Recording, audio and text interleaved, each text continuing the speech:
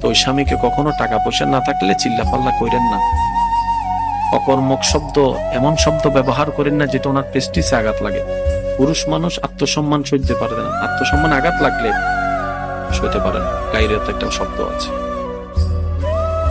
আল্লাহ দেখেন মেয়েদেরকে এমন ধৈর্যশীল বানিয়েছেন।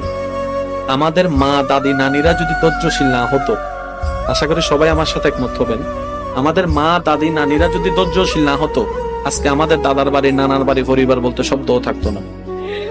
আল্লাহ ওনাদেরকে সে ক্যাপাসিটি দিয়েছেন যেখানে আপনি আমি একটা সুইয়ের ব্যথা সইতে পারি না, সেখানে আমাদের মা আমাদেরকে দুনিয়ার আলো দেখাতে হাড্ডি ভাঙার ব্যথার মতো মারাত্মক ব্যথা, মরণ যন্ত্রণার মতো ব্যথা সহ্য করে আমাদেরকে জন্ম দিয়েছেন।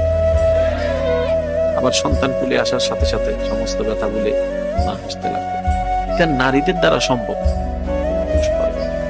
পুরুষের দ্বারা যা সম্ভব